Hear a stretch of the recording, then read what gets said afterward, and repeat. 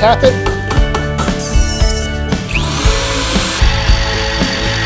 This process.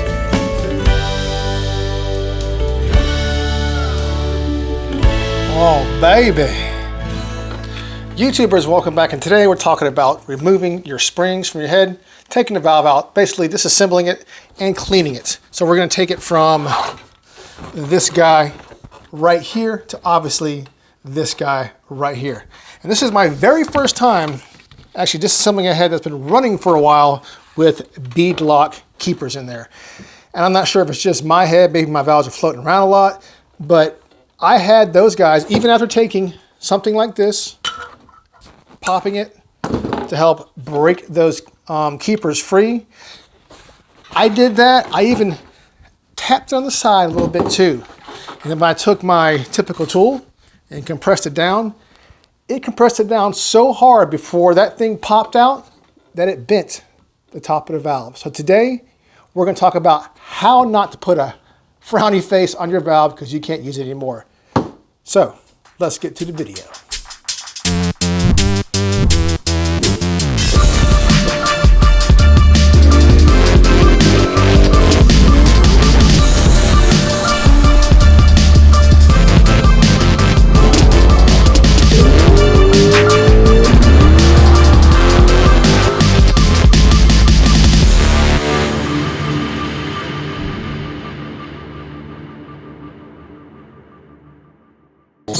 We will be using a ProForm valve spring compressor. This is one that the valve, the bottom of the valve, I guess inside your chamber. This goes on that, this goes on the top. So this is the tool we'll be using today. And you can adjust this right here to the height. And today we will be utilizing this guy right here. All right, so of course, this goes on top of your retainer. Oh, and let me show you this. I got yelled at one time. There is a hole in here. Someone thought I was actually compressing it on the table. I'm not. Okay? Chill. Chill, bro. Chill. So this one I've already broken free. Now watch. It'll come right on out. Make sure it's centered in the middle. Or you can compress it. And look at that. It came right on out. Just going to break this free right here. Sometimes, see how locked in those things are? It's amazing how locked in they are. Okay, so this one, I'm gonna have to push it a little bit. There we go. And of course, let it up so it doesn't grind on your valve. And there you go, she's out. So this right here is basically how easy it's supposed to be to get those out by just popping it on the top. So I'm gonna get this guy out. You notice this right here, in the past videos, my LT1 was way harder to get out than this one. Look, it's about to fall out already. These are way easier to get out. So we got that out. We're going to remove the locator, and down here we have the shims for your spring height. So we're gonna move all that. And also, here is the dirty intake valve. So we're gonna put that in its respective order over here. And when I say order, here's number 5. So this side is going to be 5, 6, 7, 8. 5, 6, 7, 8. Make it great. All right, so this one, you can see this discolorization right here. This is just because the cleaner is so harsh. I'm not reusing any of this. I don't care about the anodization, whatever it is. I'll put the word right here. It's coming off. Don't care about that. So that's what that discolorization is. So this one, trust me, it ain't gonna break free. I'm gonna start doing it. See, I'm stopping there. Not gonna happen. And I've already popped it on the top too. And I've already smacked it on the side. So these things are in there. And my light just fell. So what I'm gonna do, see this guy right here? I'm gonna screw this all the way in to right around here, just enough to put some good pressure on the very top of that valve, but not too much that it's going to bend it. So we're going to do that right there. Just a little bit of pressure on there. I'm going to take some WD-40, spray in there too, help it get up in there. So as I pop it, tap it, there we go. that bad boy broke free.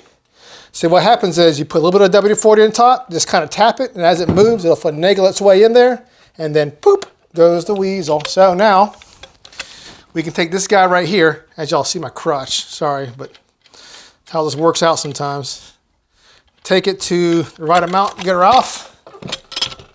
We're going to then take this guy, got one off, whoops, just dropped that. And then we're gonna get this one off right here. And voila, she is free. Free to do whatever she wants. Okay, so what we have here is a Dremel, of course. And this is an abrasive wheel. This is a polishing wheel. I use this to clean out the combustion chamber because this is not, strong enough to dick up your valve job. So I still wouldn't leave it on one spot too long. I kind of just go around and lightly clean it until it's all nice and clean. And I like to do the combustion chambers first. So let's go ahead and do that. Take some WD-40, of course, to spray it in there. Turn on the old abrasive wheel.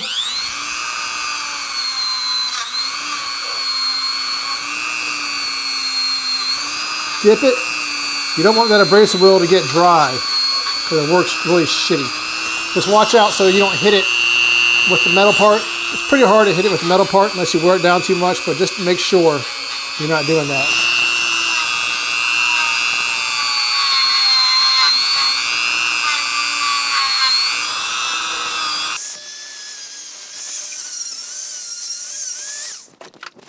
And then when it all looks cruddy and gross, spray a little more WD-40, and then you can start wiping it clean.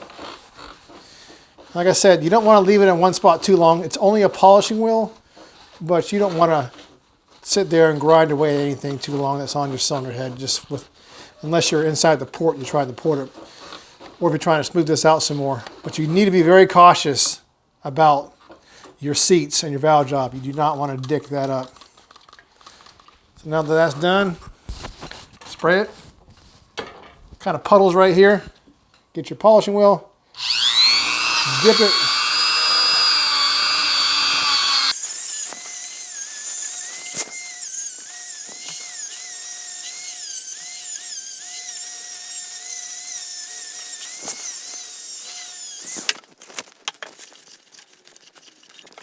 Now, as you see after this 2 passes, you see how much cleaner it is. And the whole trick with this is just to make light passes until you have everything nice and clean and you're not messing up. Like, don't nick any of this stuff in here so it screws up your valve job. You definitely want to keep this as pristine as possible. And I'm telling you right now, I've done this many times. Like here, let me show y'all.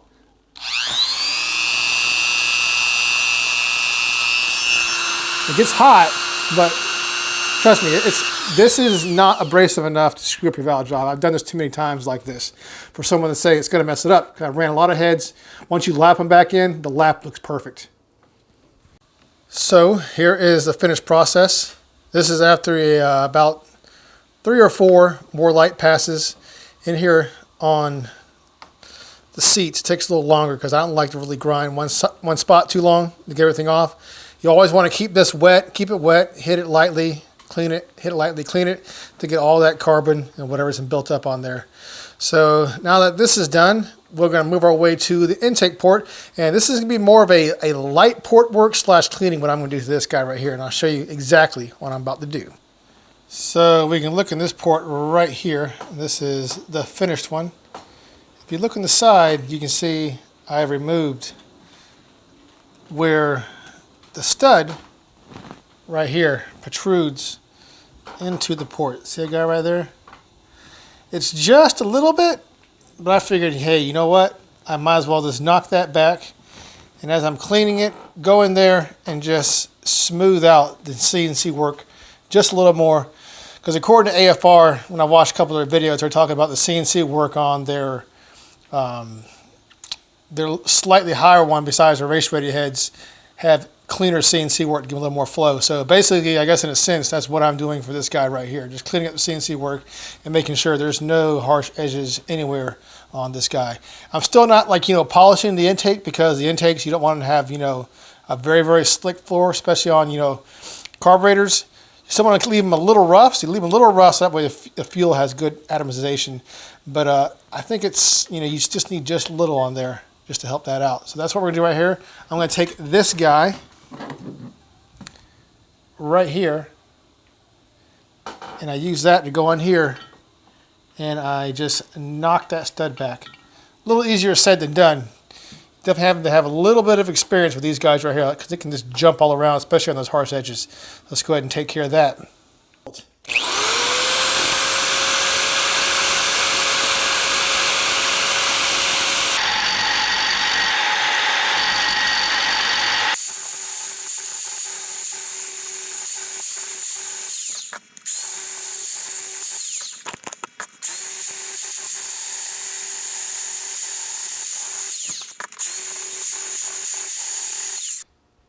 All right, there we go. Basically, I'm just knocking that back and just making sure everything, this is actually the roof because it's upside down. The roof right there is nice and flat from that. There's no waviness going on. So now we're going to grab the sanding rolls and we're going to clean it and do the finishing little buffing slash porting to this. Like I said, it's not being ported hardly that much at all. We're just refining the CNC, getting everything a little more smoother in this process. Now it's time for the old sanding rolls. We're going to do the same thing. I guess we'll maybe sanding cartridges, whatever we want to call them. I call them sanding rolls. We're going to do the exact same thing we did on the combustion chamber. We're going to do this inside the port of the intake port of the head and clean up all that carbon and do a slight little cleanup slash port on the guy at the same time. So it's a win-win-win. So let's go ahead and do that. All right, so I have not figured out a good way to show you guys what I'm doing inside the port without messing up. So I'm just gonna do what I do and you guys will see the finished result.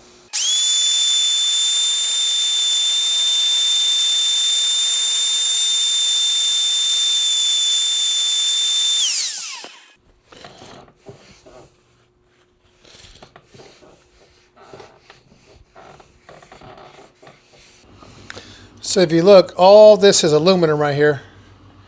So what you go ahead and do is take that W40. You don't want to hit it too long when you're doing your business up in that port. So let me try just one hand. Well, it turned. There we go. We're going to clean off both sides before we continue and get all that aluminum that has deposited itself on that sand and roll off before we continue. We're also going to clean the inside of the port and hit it up again. It's a process. Now, I'm not sure if you can see it on camera, but I can see it with my eyes. One thing you gotta look for is as that sanding roll starts to get worn down, it will actually start to polish more than take anything away. So right here, if you look at this one, not sure if you can see it, hopefully you can see it on video. This one is starting to polish, which is fine when you're cleaning stuff up. But before you give your final hit on it, make sure you put like an 80 grit sanding roll on there, go through there and scuff it up pretty good because you don't want these guys to be polished right here. All right, so I flipped the head over. That way I can gain access to the port from this side because you can only get so much. You're going down this side of the port, so you're going to have to flip the head over and go on this side. This is the side that's touchy. You got to make sure that when you're cleaning this, your sanding roll right here does not touch your valve job, because this is abrasive enough to probably dick something up on this side. So just make sure that you keep it away from this guy right here. Depending on your head and the angle of your valve job, AFR has a pretty steep angle, but right here, I know from experience from lapping them in, and this line right here, I gotta stay away from.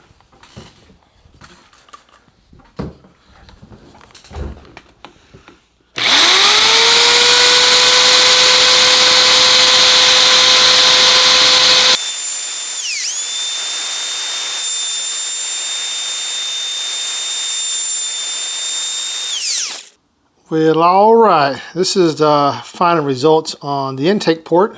I still think there's enough roughness that it's going to promote good atomization, but also it's going to flow just a little bit better, and especially with that guy out the way.